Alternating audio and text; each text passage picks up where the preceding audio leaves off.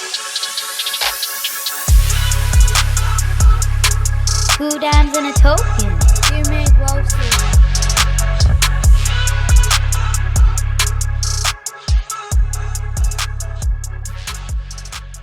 All right, welcome to another episode of Two Dimes and a Token. Woo. I am your host, Bruck Nasty.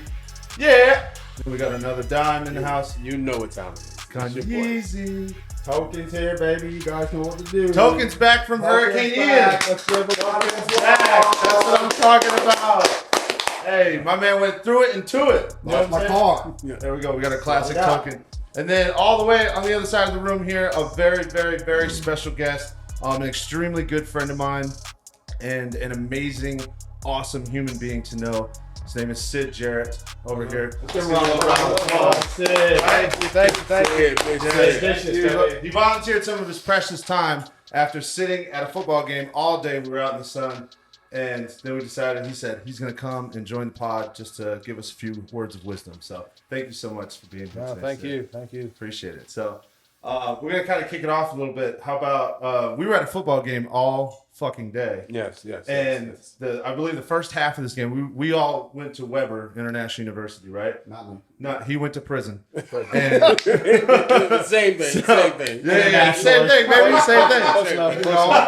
International. So we decided to go back to our alma mater today to see a game, and the first half was second half, let's be real, it was kind of like lightning. The last 6 minutes of the game, this shit was exciting, wasn't it? A little bit. Unfortunately, we did come away with an L, but it was on a last-second drive, and we really thought he was going to pull it out. He was going all the way down, and then he just went 4 and out.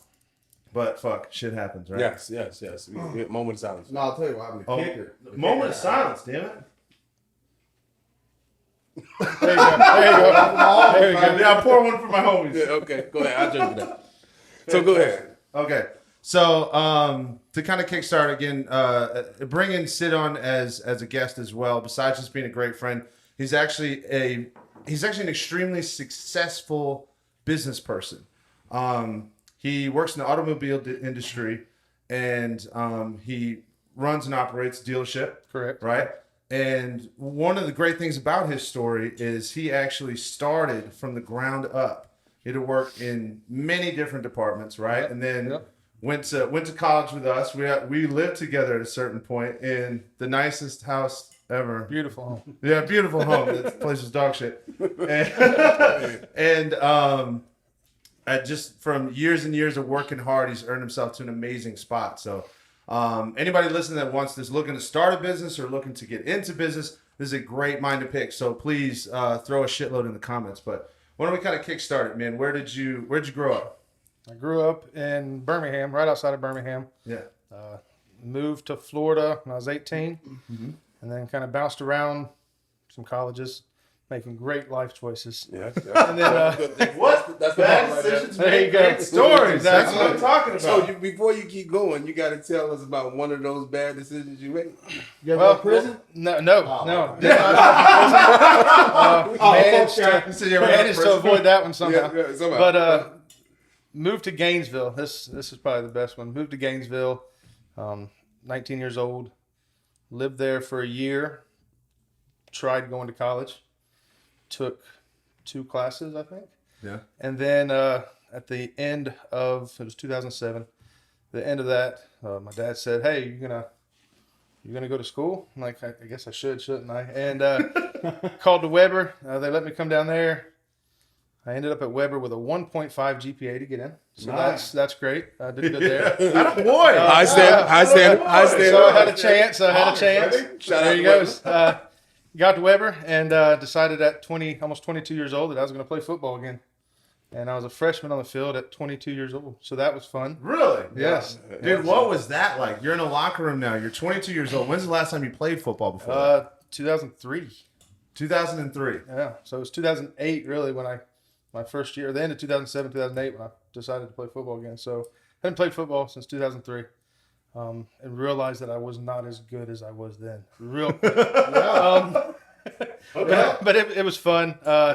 I guess a little bit older, and it was the last chance. So it was a great experience. I get to tell the kids now that I did play college football. Yes. And absolutely. I went a roundabout way to get to it, but it was worth it, and it was different being in the locker room again, especially at 22 and everybody coming in. But it was a good time. Yeah. Did you know we had much older players in the locker room? Did you know we had much older players in the locker room? I knew there was a kid or a guy before me that was like almost 30. What was 28, Yeah. and another one was 26. I Was don't this- want to say your name. You know, I was Stockberg was 28. Yeah. Oh, I was about to say, was it Stockberger? That's the guy whose brother went to the Olympics. Yes. I remember And that. then, They were crosstown rivals to where we went to high school. Because we went to Lemon Bay, they went to Charlotte. Oh. Yes. Pirates. Bro, what? The Port Charlotte Pirates. Bro, you've been on way too many drugs. yeah, way too many jokes. No, it's Tarpon. Tarpon. You know. Anyway, after the criticism I'm sorry. That was, Yeah. that was a little I aggressive. tell you, Listen, He went right a there, rough too. crowd. I'm really, Yeah. I'm sorry, So buddy. right back up so low. Took it there. Took it. Now you see why he's the As token. you know, there's sometimes a little animosity, but I'm sorry, Bubbies. That's fine. all right. That's fine. All right. I love you, man. So, no, but I was saying is, they were crosstown rivals, and his brother was throwing shot put and disc like my senior year or something like that, or like my sophomore year or something. And oh my God, holy shit. Going to a track meet and seeing that guy throw shot put and disc, holy shit. I mean, he was a man amongst boys. You look like Bro. Thor. Yeah. It's like the Dahmer. I'm a man of action. Yeah. He said, oh, that's too far. Too far. My bad. All right. I'll So, drink to that. he said, "I'll drink to that." So continue, man. What was the coolest thing? Now you're back to playing football. You're back in school a little bit, and you're just cruising in. So what was kind of the next best thing, or what was the thing you enjoyed the most? Just the camaraderie, man. There's Yeah. nothing like a locker room. Just shooting the shit, talking, just having a good time, and A bunch of naked dudes. naked dudes. Yeah, it's, Whoa, I didn't wait, think that part. I mean, that was maybe your Let's best go right experience. there. I don't know. There's other experiences besides that. I wouldn't put that. I wouldn't put that up here. Listen, it was a We're just classic ease into joke. that. He's Go a- straight to it. PG-13. Yeah. It was a classic joke, guys. I got kids. It's cool. Okay, all right. But continue. No, I mean, for me, Weber was great because it's a small school. Yeah. It's of course it's a higher level than high school, but it felt like being back in high school, playing football again, and getting to do it again, and actually, wanting to play, and just being out there again, and being able to say that I did it, because even though it's an NAIA school, small school, not very many people get the opportunity to even play past high school. Yeah. So knowing at 22 years old, I'm still getting that opportunity. Yeah. That was the best part. Just every day knowing that at least I was there and doing it. So no regrets on that. That's very cool. So, I'm gonna go a little bit more of a personal question for you. So, being as though you did go back to school, now you're what, 11 years removed from school? Yeah, 2009. So 12. Yeah, that's quite a bit. So, you're actually going on 13 years removed from school. I know your dad said was kind of adamant about you going back to school, right? Do you feel that the college education truly helped you to where you are now? Or do you feel like these are things that you could have learned just jumping in? Basically the ultimate thing is, do you feel like you have to go to college to really College find is success? if you're taking a major that's going to gear towards your career options that you want to do. Yes, but for me, I don't use algebra. I don't do any of that. But Yeah. college to me is showing you were able to start something and finish it. Yes, it took me an extra year because I screwed around up in Gainesville. Yeah. But it shows that you did it. And you Yeah. can always carry that with you. You go to college, and no matter what college you go to, you shows that for 4 years or however long it takes you to get through it, you got it and you did it. So no matter what, if you're at work and having a tough day, you can always think back to that, saying, you know what, I could do it then, I can do it now.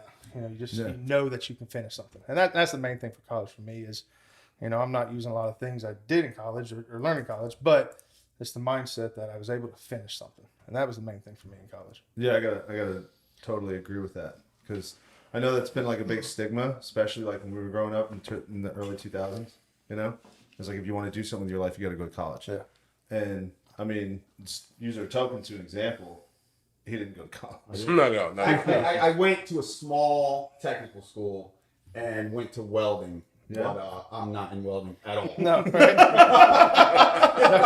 Like No, you guys welding- said, I went there, Yeah. just to get my certification. Yeah. Hey, I did it. It Yeah. was cool. Yeah, but Okay. Now I install pool cages. Now you saw There you pool go. cages. Right, And he does great. Makes Great. a decent coin, man. Takes Awesome. care of the kids. So Good job. yeah, that's fantastic. So Yeah. I have to agree with you 100% because I've had this conversation with a lot of people, especially lately. Guy who actually does all my tattoo work. We got into like a 2-hour long conversation about it because they're actually going to be on another episode in the future, but they had a rough start of it because their family, from what I understand, I probably shouldn't even tell this, it's kind of personal, but they were pressing them to go to school and like, what are you going to do with your life if you're not going to go to college, da da da da. And now they own and operate an extremely successful tattoo shop, you know, and they pretty much work on their schedule and they do what they want, when they want, how they want. So I think that's really cool. Yeah, I mean, college isn't for everybody, and I get it. Yeah. You know, technical schools are great. Yeah. You know, we're involved with a lot of them, and there's high schools now that you can start working on cars, you can start welding, start doing everything in your 9th grade year. Yeah. So it still gives you 4 years. I mean, Oh, you're still absolutely. learning a trade, and that's all. I mean, college, you don't have to go to college to be successful. Yeah. Nah. For me, it was just the pride thing, and to look back and know that I can do it. Oh, That was absolutely. it. To me, college was easy. As a college, college was where you made lifelong friends. Yeah. We had high school, and then you rarely talk to the people that you went to high school with. Elementary, middle school, I probably have maybe 2 friends that I talked to from that time period of my life. Yeah. But college, you hold on to a lot of those brotherhoods. And I played football in high school, but it was nothing like the camaraderie you had in college. I mean, I think in college, you know, you go in 18, 17, 18, and you mature through that. So when you graduate, you're an adult. So usually your adult friends are going to stay your friends. Mm-hmm. And, you know, in like high school, you're immature. You Let don't me get think that about just a it. little bit closer right there. Yeah, just right, in your face. Right in my face. Yeah, right, here we go. There we go. Yeah, perfect. I love it. Great. Good job. Like a man. There we go. Hold on to it tight. Don't let it go.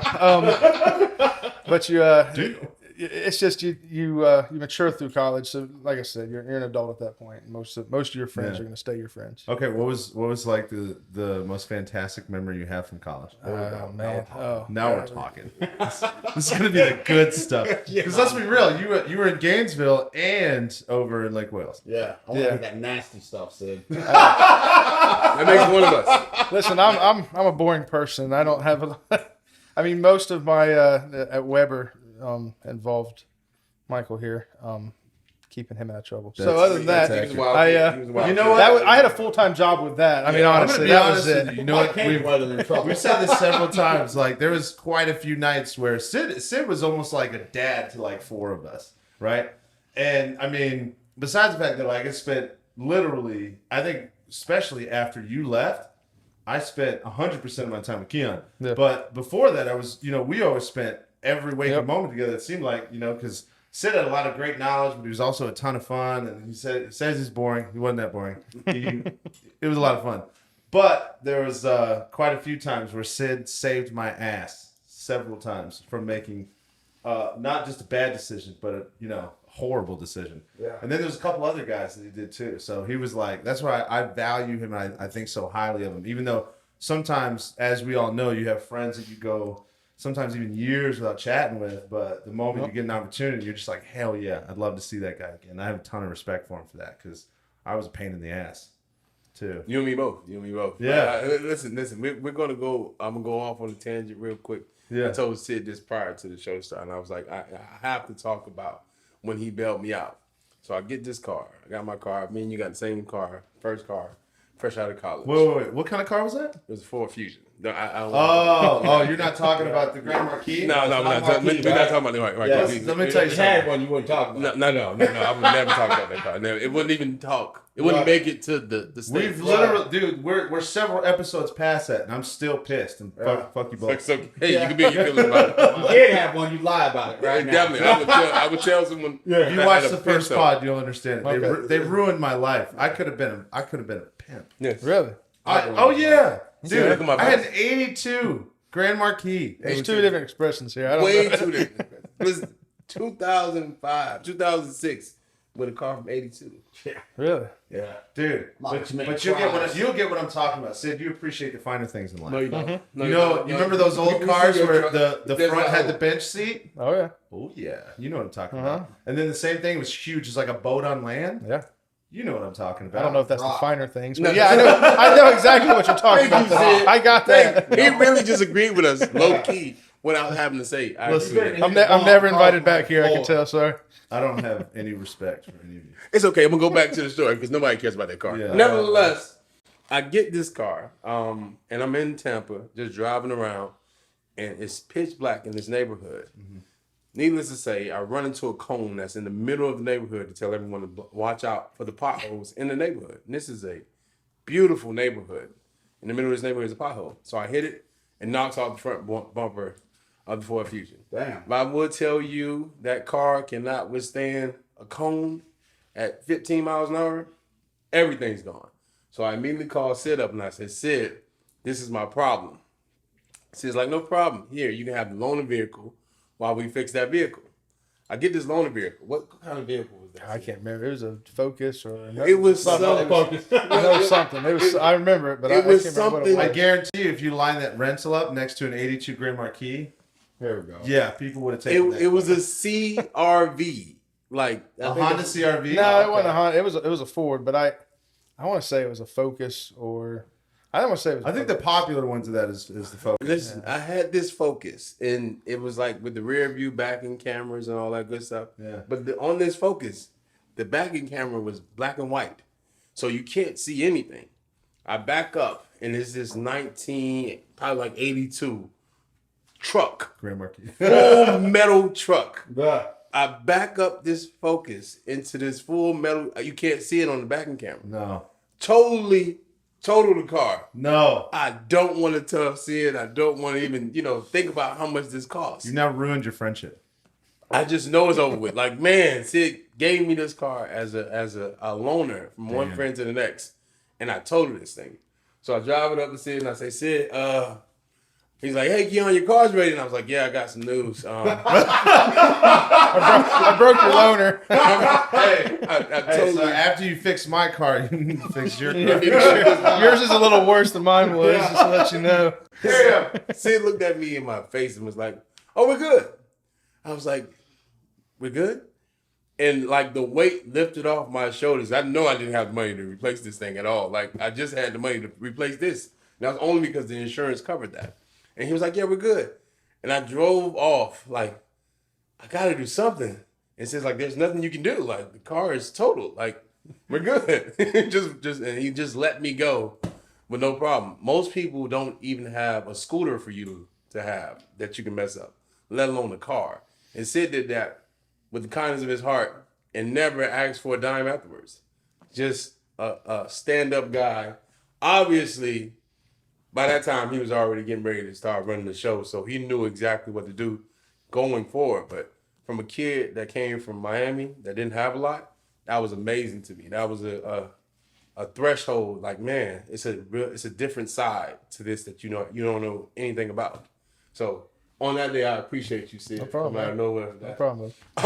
That was amazing in itself. I wish I had a friend like that. Yeah. Somebody tell me, hey man, shit's getting a little rough. You should probably not do that. No, I didn't have nobody like that. Nobody. Instead, my friends were like, no, let's do it. Do a lot of it, Yeah, man. let's do it. Yeah. And do it all the time. way. Yeah, all the time. All the time. Let's all the take time. it all the way, dude. So I told you not to do it all the time.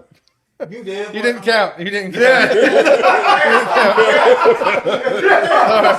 Sorry. I said, yeah, but you drove that car. You were a piece of shit. You Right? shit yourself in that car? Oh man. Damn. I wouldn't have listened to you either. If that 82, Yeah. I wouldn't listen to you. All right, you know He what? obviously We're doesn't moving make on. good Because choices. honestly, the longer we talk about it, I get more resentful. It's okay. He said it's okay. Like, damn.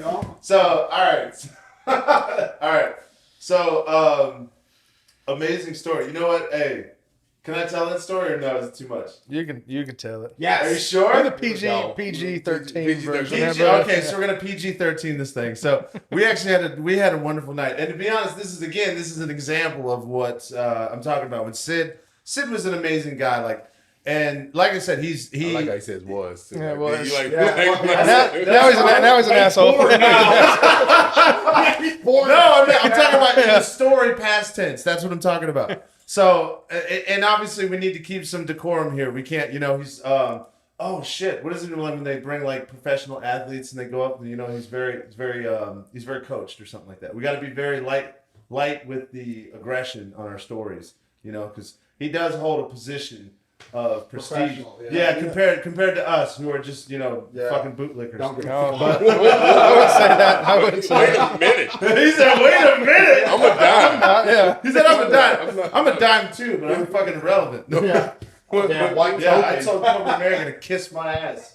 Anyway, so one night we decide we're gonna have a little party. We were in college, and I truthfully, well, I mean, it's no surprise. I don't remember the massive specifics of the party itself, but all I know is I took a lot of adult beverages, and the only thing I do remember is I was wearing nothing but a pair of overalls. And I looked really good. All I'm saying is I looked really good. Yeah, I had on It's his story that I'm telling. Yeah. He said, am I wrong though? No, it was. I thought it was like coveralls, like full long sleeve. Because it was hot and you were struggling out there with it. So I thought You it were was. I struggling. thought it was more than overalls, No, but it right, was. It was overalls underneath, but it was like a swamp suit, and I had a full long shirt over it. Yeah. Yeah. So again, I don't remember what I was doing, but I was also an idiot. So I go outside to do something. I don't know what I was doing. The last thing that I truly remember from the night, I stepped inside like a dig hole in the ground, and I just black out, right? And apparently a couple of our buddies, they were all sitting inside. The party was like over. This was afterwards. And they come outside, and I'm just laying on the ground. And they're like, oh, shit, I think he's dead. Right? Now, mind you, this is the part that I'm repeating based upon of what I've been told, because I don't remember anything after that. So I remember a few more. Yeah, let's do it. to the story. Sid, you want to tell me Yes, about Sid. So he doesn't remember, but I remember this quite well. He ended up in the orange groves because the house we lived in butted up to the orange groves. Yeah. And he was throwing oranges, trying to scare people, right? And I don't know if he was. Is that what I was doing? Yes, I don't know if he was that drunk at the moment. Damn. But then after like a few minutes of it, we lost him. Like there's no more oranges, and Brooke's gone. Like okay. So and then later on, he ended up in the hole in the ditch, and we found him. I don't know if he was dead at the moment. Like I didn't know what was happening, but yeah, it was wild. it was tough. But then go ahead. That was a little more of it. It was Yeah, somehow so, into the orange groves. that and was out that's the part I don't remember. All I remember is stepping in this hole, falling over, and I'm pretty sure I hit my head on something. But anyway, so I get told that I wake up the next morning, right? Let me tell you my version. I wake up the next morning, I get up, I'm like, fuck yeah, let's go. I'm ready to get some food. Hell yeah. Let's go to the Chinese buffet. Right? You wake up in that ditch. No, he's- I woke up in the house. Yeah. As a matter of fact, I'm pretty sure I was Oh, on so you bed. don't even know you're in the ditch. Didn't even know. The last thing I remember was stepping into this hole, and that was it. I don't remember anything. And apparently, He drove? No, he was at my house. no, I was at his house. And apparently, we were like, everyone was hanging out for another 2-3 hours. Apparently, I don't remember any of it. But I got up, and I'm like, it's like 8:30, 9 o'clock. I'm getting up. I'm like, hey guys, let's go to the Chinese buffet. I'm ready to rock. Yeah. And everyone's like, Sid gets up. It's like, you're alive. I'm like, what? Yeah, of course I'm alive, man. It was a great night last night. He's like, do you remember last night? I said, what are you talking about? We had a great time. No, man, we did not have a great time. And I said, what happened? Honestly, we thought you were going to be handicapped forever. Like, we thought you weren't going to make it. I was like, what are you talking about? So he tells me they come out. This is the version I got. They come outside. They see me laying on the ground. And mind you, I got that long shirt on and those like swamp overalls on, right? Mm-hmm. And I cannot function, apparently. I'm talking like, they're like, Brock, what are you doing? And I'm like, and I'm just like gone, right? And they're like, oh my God, what happened? Like, they brought me in the house and they said they laid me on the couch and I just sat there and I was like, I was very slow or very disoriented in responses. And they were like, Brock, what happened? And apparently I'm just like, Too many. yeah, like it was just crazy. And then the one incident, this is why the story was so funny to me. So apparently I was making a big scene and I'm like grabbing my pants or something. And they're like, he's freaking out. I don't know what he's doing. And everyone's like, I don't know what to do. And apparently it was Sid's idea. Said, I think he has to pee. And I was like, I knew it. yeah. So You were doing sign language? So I guess I don't know. Couldn't speak it. Fast forward. Didn't say it. Fast forward. The amazing friendship that I have with this guy, right? Because apparently I couldn't move. I couldn't do anything for myself or function. He knew it. Helps me with another guy on the other side, hold me up out back while I was able to relieve myself. Wow. Yes. I Yeah. didn't let you piss yourself. Well, I didn't want, it was on my couch for one. I mean, I love you, man, but I can't let him be on my couch. That's I mean, It's not like you used to hold so some newspaper. there was two sides to it here. I mean, Okay. So, It was beneficial. there's two sides to it. I didn't do it for you. You know what I mean? I didn't want to clean up your piss later on. No. Yeah, so then apparently they laid me back down. Everybody chatted up for a little bit, and apparently they were like, all right, he's out. Right? And then I woke up, and again, in the astonishment of everyone, they were like, oh my God, he made it. Yeah. Holy shit, he's alive. Fast forward another hour, we had a Chinese buffet. I did. Yeah, I look back now, you tell that story like that. We sound like shitty people because you could have died probably. So, I mean, I look back now, we probably should have handled that a little different. But, yeah, we're all here now, so I guess we're okay. Probably could have went to sleep and never woke up. I know, right? Like, yep, you're alive. Had a concussion. Listen, Yeah. that's actually one of the. I mean, I don't remember. So for me, it wasn't that bad. But for Sid, I know deep down because I know how big his heart is. This guy is an amazing human being, and I swear to God, the whole time he's probably looking. I hope this little guy's gonna be okay. Yeah. Buddy, make it. You'll make it. Come on, big guy. Pull through. Just breathe. Just breathe. Oh, man. So yeah. Sid came in already the father figure. Oh yeah. Before you were just taking care of people. There was. I would say there was a solid 3 other guys. Yeah. There was a solid 3 other dudes. We won't drop any names on that, but no, he was, like I said, I told you this earlier, man. He was an amazing dude. Was. He keeps saying was. Everybody else, you were trash. No, we're talking about that time frame. He's still Current in. Sid's an asshole. Yeah. Current Sid doesn't pick up my calls ever Yeah. at all. No, but seriously though, he was a phenomenal role model too. Because especially if you were gonna grow up and try make decent decisions, he always had a really light way of handling life. He was always very chill. And it didn't make you overstressed. Because me personally, I'm the type of human being where I get fucking stressed about shit. And I do. And it's about business decisions. It's about having to do 12 different things in a day, about all this other thing. And anytime I would go to Sid about it, or I'd ask him for some advice, what do you got to lose? Yeah, fuck yeah. You know what I mean? What's the worst that can I feel happen? better. A lot more kosher about life. Yes, and it was I don't know. It was a great touch in kind of a stressful time, especially because that was mid what Chris was going through, and I had to deal with that. So it was a great balance. I truly enjoyed and will never ever forget the times that I had with this guy in college. He was an amazing mentor. We interrupt this episode to bring you Joe's Backyard Barbecue, a delicious, amazing, gourmet-type backyard barbecue meal with the most amazing service and the most amazing person that you can have at the helm, cooking those amazing ribs, the amazing brisket, and all the wonderful spices and barbecue sauce that you can imagine. So if you're in the Lake Worth, Florida area, make sure you go and see your boy Joe at Joe's Backyard Barbecue. And now, back to the episode. Amazing mentor. Okay. So, Now, great times. I want to go on a side note from this. Do it. Now, as we're talking about Sid, it seems to me you had one job your entire adult life, but you've been working in different departments in that one job the entire time. Yep. How did you get into it? Can we ask that first? Yeah. Is that okay? So when you left school, so you got done partying. So backstory: my grandfather started the Ford dealership in Dade City, 1978. That's where I'm at currently. So I took over that store, which is the original store. Yeah.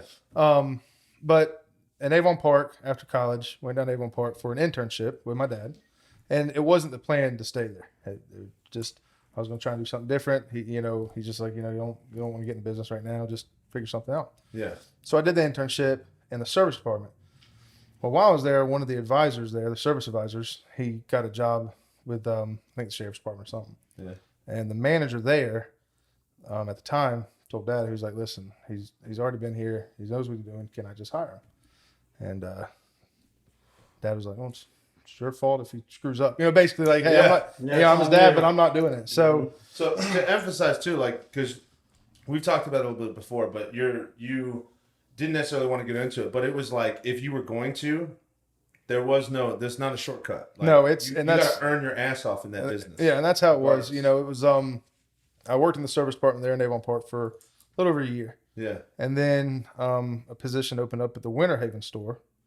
So I went to that store, worked there for 6 years from the service department. I did inventory management, went to the body shop, worked in the body shop for a few years.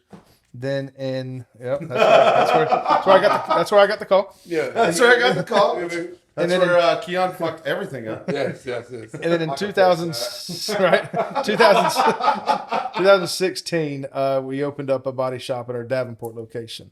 And I called the owner there and was like, listen, I'd love the opportunity to run it. He goes, well, you got to interview for it. I'm like, okay, I'll interview for it. So I went up there, interviewed. My uncle came with me to interview because he's part owners in that one too, and I was like, oh, okay, Uncle's going to be there. We're going to be good.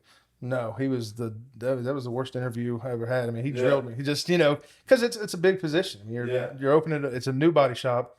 You're going to run the whole show, and they didn't want me to screw up. And to be honest, though, to go into a little bit more detail, like there's a lot of people that don't work in the automobile industry. Mm-hmm. There's the dynamics of that type of job is absolutely it's a lot more difficult than what people would assume, right? Because you're dealing with insurance companies, you're dealing with claims. You also have to understand different rates that comes with different insurance companies. Mm-hmm. You have to understand the idea of like off-market parts. You have to understand the idea of new parts. You have to understand all of it and balance out while repairing a vehicle up to the highest level of satisfaction, while also making sure that you can possibly make a profit. Yeah, and that's the thing about a body shop. That's the hard There's part. a lot of things that can go wrong. A lot. I mean, you got to put a car that was broken back together. Yeah. And you got to do it safely to where if it crashes again, because there's a chance that somebody's going to wreck it again, that it's safer than it was when it came, before. And that's the hard part. But it was, it was a great experience at that point because I'd been in the body shop for about, I think it was 3 or 4 years in Winter Haven. And I was like, I'm doing it. I talked to Carly, my wife, and I was like, hey, we're going to do this. She's like, all right, well, if that's what you want to do, let's go. Moved up there, and I worked there for 3 or 4 years, and then I'm trying to think. So 4 years. So, and then July of 2020, middle of COVID, Dad comes to me and says, "Hey, you might be moving to the Dade City store to take that store over." I'm like, "Okay."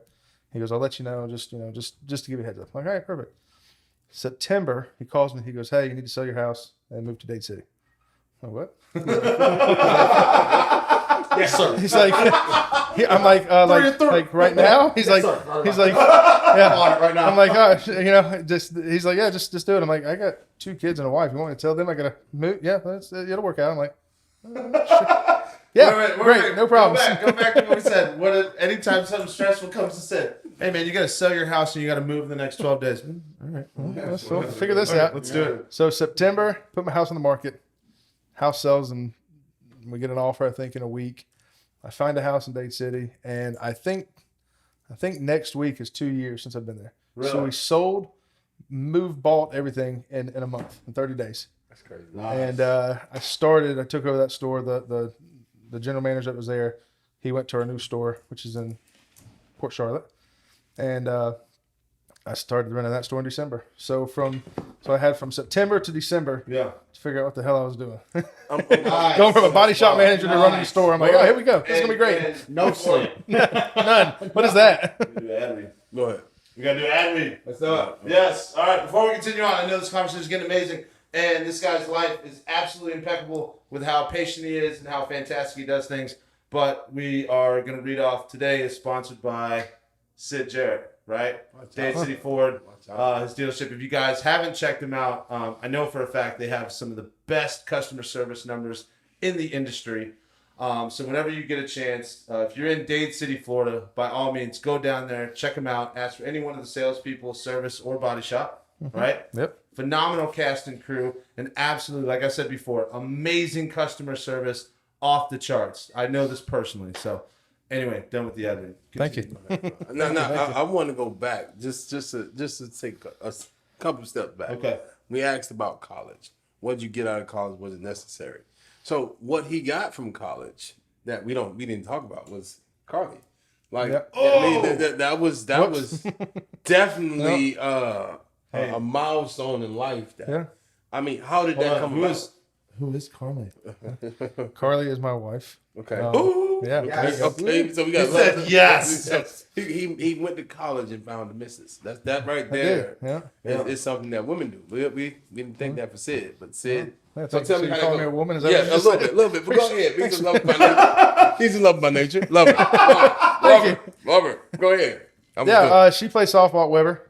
So we had a couple classes together and just met, and then I mean, pretty much hung out every day through college. You know, I think I was my senior year, I think, and just in 2009 we got married, and that wedding was like a college party. I was at your wedding.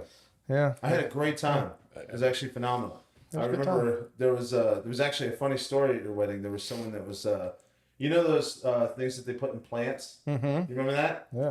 She shoved him down her dress. Really? They made a huge scene. Yeah. Really? Not at my wedding. There's no way. There's everybody in attendance was either they just graduated or they're still in college. So it was. I remember my dad built a deck for the dance floor, and we ruined it at that wedding. Everybody spilled wine all over it. So that deck lasted like 12 hours, and that was good. So He's pissed. he tells me about it every once in a while. But but it was great. It was great. You know, my wife, she's just as patient as I am, because we were supposed to get married at my dad's house on the lake, and the morning of, a storm came through and it rained all day. So last minute of our wedding, we have to move it to the church. Text everybody, hey, we're not getting married at this address anymore. Yeah. Last minute. You know what's fucked up? This is what's really sad. I remember that text. Mm-hmm. I didn't know I was going the day of anyway. Yeah. How'd you feel? Holy shit. You know, I didn't mind, because all I have to do is show up and not screw up. And she was, I mean, it was amazing. She went down there and told me, you know, we decorated. The best part was it was in the winter, it was December, and it was going to be, you know, like, I don't know, kind of a winter type wedding. Well, everything in the church was decorated for Christmas. There's those lights, you know? It's like a Christmas tree, you know. It's great. It's going to work out great. So we're getting married right under a Christmas tree. This is good. But it turned out to be great. We had a great, you know, reception afterwards. It was good times. Yeah, but yeah, the mistletoe. Yeah, That would have been perfect. yeah. There it is. If Chris had been there, he'd be like, "It's fucking adorable." This is beautiful. It's so beautiful. I want to take that last comment back. Not everybody is a bitch if they get married in college. If you find the person that you want to spend the rest of your life with, that's amazing in itself. Yeah. Dude, that's a hard thing in today's society. It is. Well, I'd say today's People are I mean, there's people our different. society Yeah. is a little bit different. Like, even though we're talking shit, and it's like, I mean, you guys met what, 2009? 2008. That's my point. So like 2008, we're talking about we're in 2022, right? Mm-hmm. And we say 2008. Yeah, generations were different. It really was. It really is. It was fucking different. I think it was MySpace out there. That was like the biggest thing. No, we still had Facebook. Okay. Facebook was. Yeah. It wasn't Hey, as popular. don't It shit on was us that starting much. to get I popular. mean, it just came out. Like, But MySpace was still there. I mean, Yeah, it was MySpace Listen, hey, Tom was that dude, bro. Tom was still there. He Tom my was that friend. guy. Tom was He was very my friend. relevant. Let me tell you something. I He was kept my him as my number friend. one friend when I signed up. There you go. I kept him. He's in my Fab Five. You know, He you was had my to do Fab that. Five. Yep. I definitely kept Tom. Are you on my five? Yeah, Tom made it. My girlfriends didn't, but Tom did. That was right now. Just like you right now. Hey, there you go. So honestly, that's a wild concept in today's generation. Now to get back to that, it's like meeting. I mean, we're talking about 20-year-olds, but we're old. But A little bit. it's just like there's always something, you know. Yeah. Yeah, I don't know. Hair out today. Yeah, no, I got two. It's just a hard thing to do or deal with in today's society. I don't want to go down that road, but I'm just making that comment. That's a rough topic for a lot of people in today's society. I mean, you're thinking about you have constant exposure now. Before we couldn't see people that were 5 miles away and so on and so forth. Yeah. So you only dealt with what was in front of you. Now you swipe left and right. Now you can. when was the first iPhone? When was that? 2006, 7, I don't even know. 8, maybe. Yeah. So they didn't have the iPhone. You know, Listen, the cameras now. I had a sidekick. I don't know if you The best part Yeah. is I actually got an iPhone 8 2 years after it came out. There you And guess what? I still have it. Hey. Wow. Yeah, I'd sound like a real dad. Yeah. Cheap. Cheap. I am extravagantly cheap. Yeah, it's okay. It's Oh, okay. shit. So as we go back, I just wanted to go back to that part. Now that you know this is a family business, your granddad, Yep. your dad, your uncle. When did you say, okay, I can do this for the rest of my life? Like this is something that I can dedicate to and just continue to move forward. You know, it was honestly probably when I took over the body shop as the manager. I realized, okay, I'm a manager, I'm a department manager. See how it goes, you know what I mean? Because I never ran a department. So I did it, and we were successful. We grew and became the biggest body shop out of all of our stores. And I realized then, you know, I had that discussion with my dad and my uncle and everybody. So, you know, this is what I want to do now. You know, this is what I want to do. And it's, you know, we have all the stores had partners, and it's not like I'm going to be given a job. But the opportunity came up when COVID hit that we were blessed enough to purchase another store down in Port Charlotte, and it happened. So Yeah. and that's it. So realistically, though, obviously, you know, there's going to be some people listening in, and you know, like family business, that type of thing. But a lot of people don't know there's still a shitload of adversity when you take over a department in the automobile industry. That's a tough industry to It be is successful. a lot of hours, a lot of hours. a lot of sacrifice for the family. It is. Yes, It comes with a company car, right?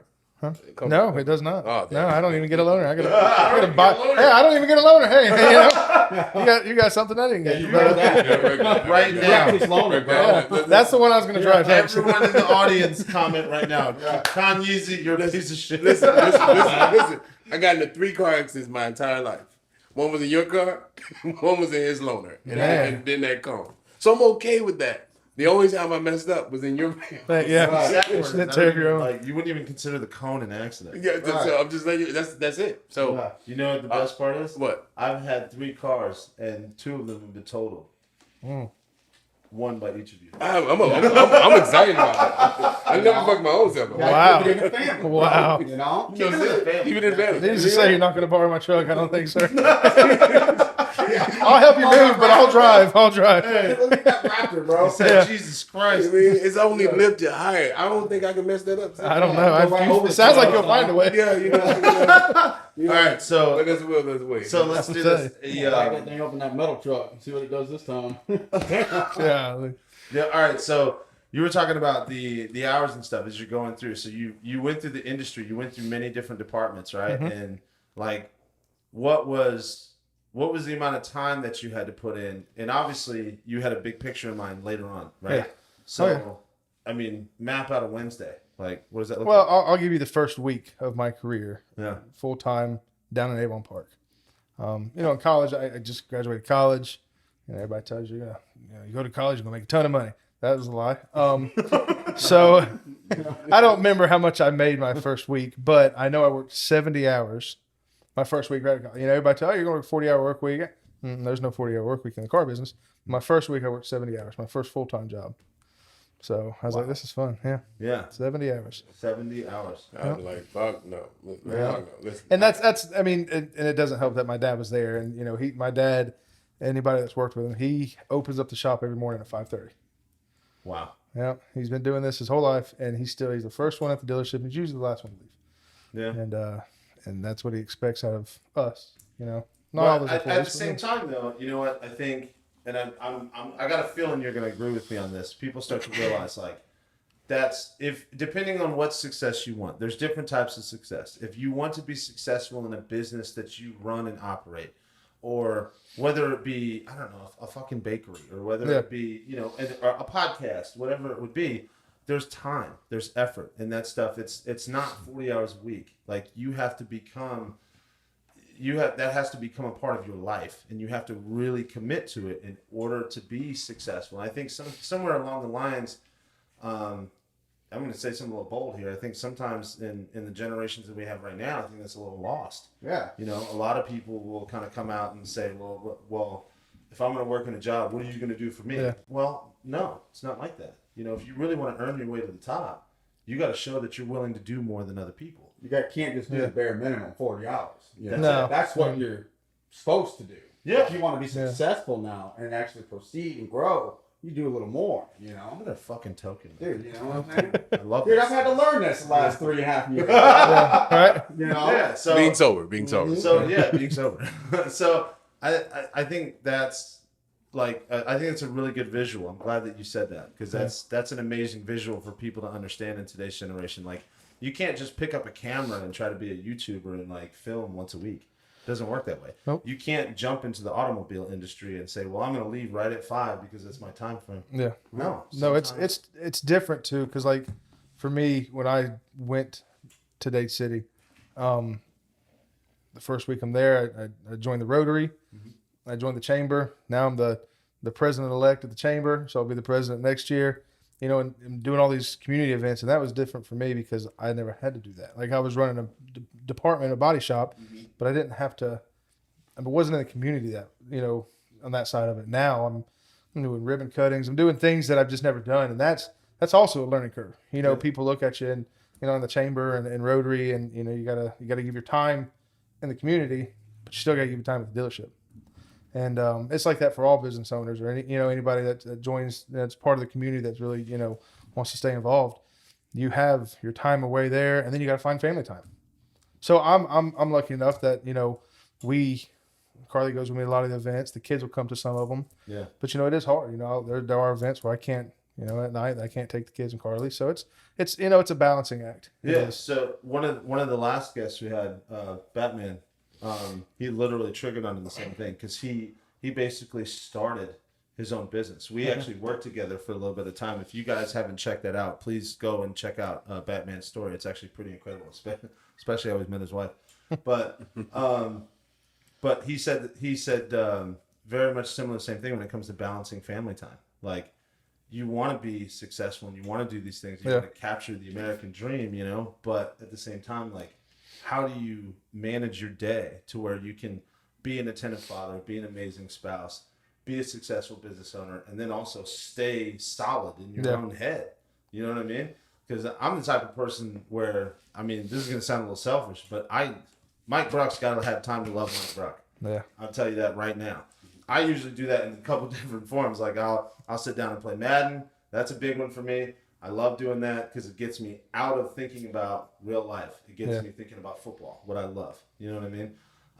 I'll even just sitting out by the pool and watching a game or just something, right? Yeah. But imagine balancing all that, working 70 hours a week, being an amazing husband, right? Being a great father, and being successful in all areas at the same time. Yeah. That's a tough ask. It's stressful. It gets stressful at times, but when you have a great staff, I have a great staff at the dealership, so it makes it easier. You trust them, but it is a balance, and it's a balance that took me years to find.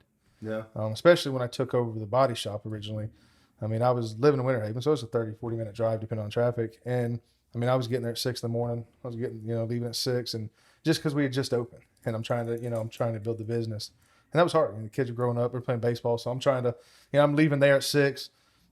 Surprised I didn't get 25 tickets, trying to get to the ball field. It is hard. But as I've grown in the business, it's gotten easier because I'm used to it, so I kind of can balance my time and balance my schedule.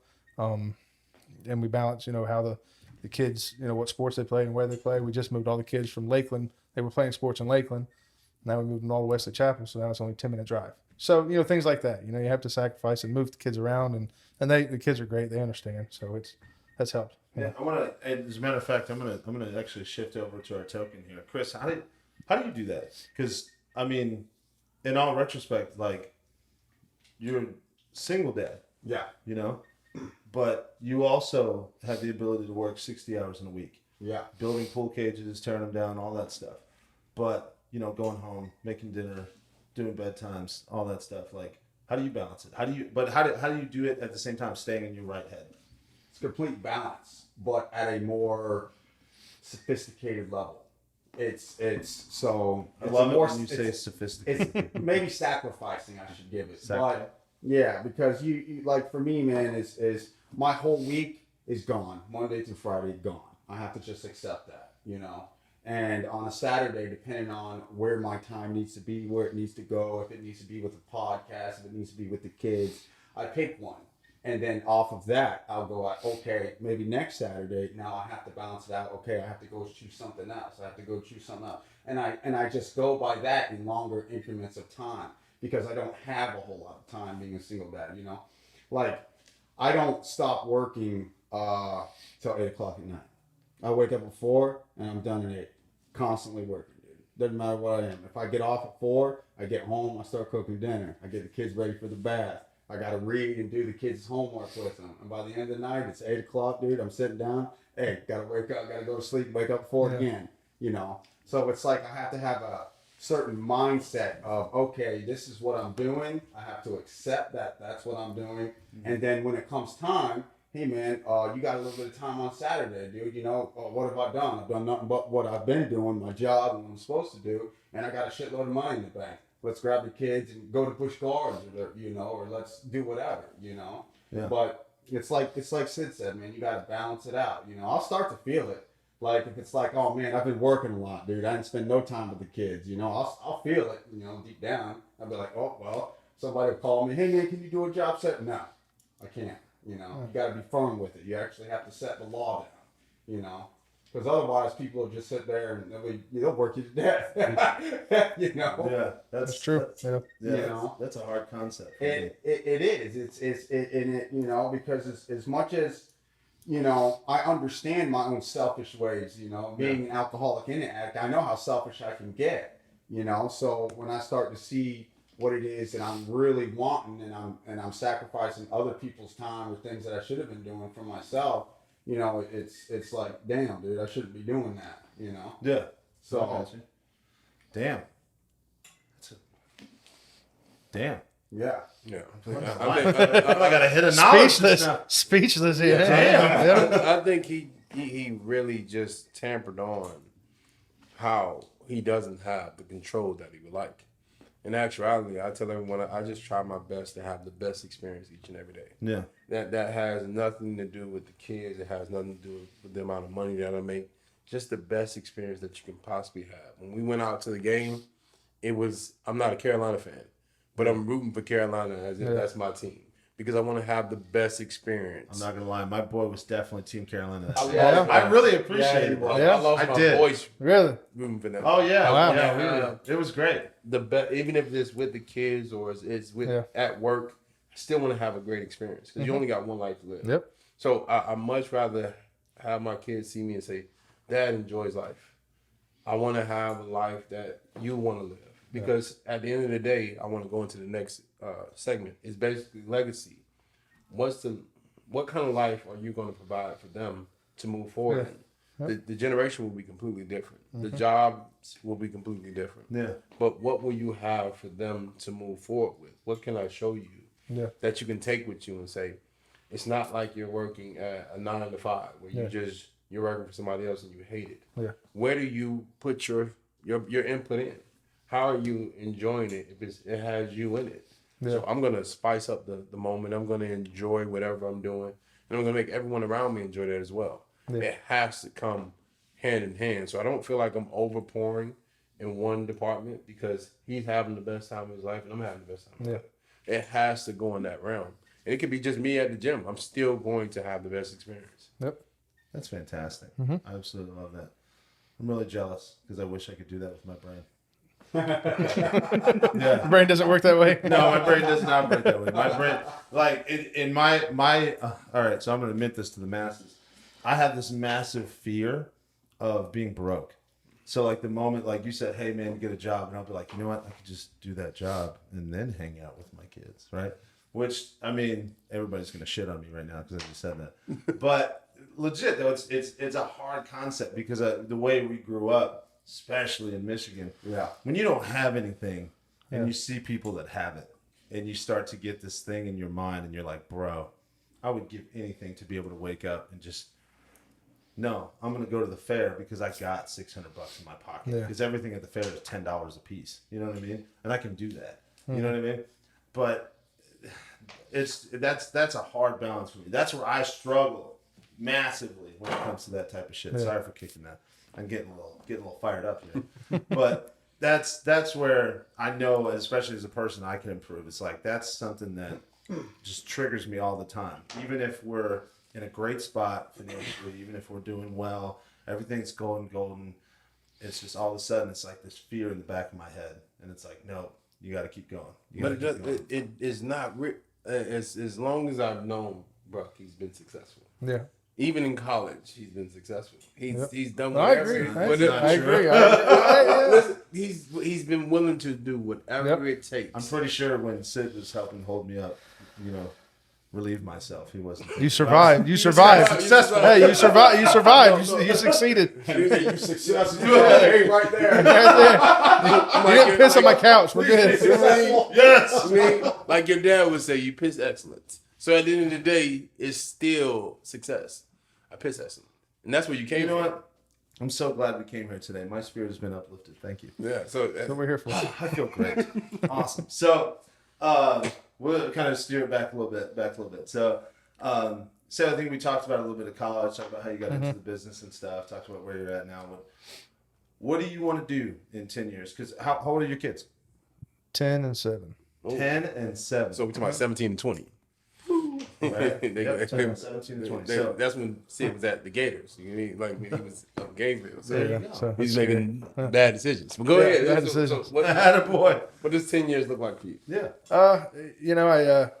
The dream is that I continue on with the family business and be a part of all 6 stores that we own, and in the next 10 years, I mean, it's hard to say. I mean, I can tell you the next 20 years, my hope and dreams is that the boys want to continue this. Yeah. And say in 4 generations at a dealership. And I can't remember the exact number, but it's the success rate of a 2nd generation business is like 40%. 3rd generation is like 20. Yeah. So it'd be neat to see the boys if they decide to do it and everything works out, and if they carry on, and to say that 4 generations went through these dealerships. Yeah. 10 years I haven't really looked at. I look more like in the 20-year time with the kids, and that's that's just me. The hope and dream that they want to do this, and that would put Sid at 30, and he'd be mature enough and to hopefully take over. And maybe let me retire early. I don't know. Yeah. No, I don't know. I talked to my dad about it because he wants to work until he's 83 years old. He wants to do it. Why? So he loves it. Why It's is in his blood. 83 the number? It's his favorite number. That was his jersey number and He must be a football. West Point fan. He just but that's him. He wants to do it at 83. I told him, I said, well, we'll just turn the lights off together. We'll both retire at the same time. How about that? And but it's he loves it, and it's something. Once you're in the car business, it really just gets in your blood. And I mean, could I have done something different? Yeah. Do I want to? No. I mean, it's there, and it's stressful at times, but it's rewarding. It's a good time. You get to sometimes, you try to you get unhappy people and get to make them happy. Not everybody's excited to come to a dealership, so you get to make them excited. Whether it's fixing their car that when they last saw was in pieces, or their truck's not running right, and now when they get it back, it's running right. When you buy a car, most people are happy, but the other end of the business is not. The body shop, service, things like that. Nobody wants to come to the dealership with a broken vehicle, but if you can make their experience great, they leave happy. And that's the main thing. We've talked about it. If you get, and it bothers me because let's say you work on 600 vehicles in a month, and you might have 1% of your customer base that's upset. Yeah. But that 1% kills me. Like it eats at me because hey, I understand not everybody's going to be happy, but man, it would in my dream we could make everybody happy, but just 1% even is just I don't like it. And that's the hardest part of the business now. Yeah. Is I want to make everybody happy, but if I get a call from a customer or somebody's upset, like it eats at me, like it does. And I want it now. I want to fix it now. And it doesn't always work that way. But it's like, how can I fix this now so I can get past that? Yeah. Because it just bothers me. And that's the part of the business now that's a little difficult. No, I feel you. Because when I was with the company I was with at the time, which I mean, we actually talked about that in the previous episode.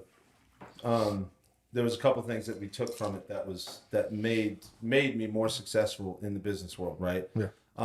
But I think that was probably the biggest stressor because another part about me too, I'm huge into making sure that I exceed expectations, especially if I'm providing a job. And if I'm on the job and this is what I'm doing, whatever it may be, it could be folding clothes, it could be anything. I need to exceed the expectations when it comes to that. But in that particular industry, it is impossible. Yeah. It's not possible because no matter what, no matter where, no matter how, there's always going to be something that goes wrong because you're talking about talking about parts, you're talking about this, you're talking about all kinds of stuff that goes into fixing a vehicle or repairing a service or whatever it may be. There's something that's going to go wrong just because that's how automobiles work. Yeah. And when you get that 1%, that used to light me up. And it used to fire me up, dude. I used to get so pissed because it would come back and you get a really upset customer. And then I would always take it too far. I'd get frustrated at the frustration, but deep down, it's just because I wanted everything to be perfect. But it's not. Nothing is ever perfect. No. I never was able to grasp that concept, which is why I love taking care of people. That's literally one of my passions. Yeah. But in that particular industry, I couldn't go any further. It was it just lit me up. It is different. You know, for me, I've been running the store now for 2 years, and something will come up, and I'm like, man, I've never dealt with that. So I'll call my dad or my uncle and be like, hey, you know, this is really bothering me. What do I do? And they're like, deal with it. You know, it's not a big deal. I'm like, I understand it's not a big deal to you because you've probably seen this 30 times. I've seen it one time and it's freaking me out, guys. You know, it's just, it's just kind of, it's totally different. Yeah. But it is nice to be able to lean on them and the other partners and just, hey, I know you've seen this. You've been doing this for 25 years, 30 years, 40 years. Yeah. I know you've seen this. 2 dimes and a token. Dear Meg Wolsey.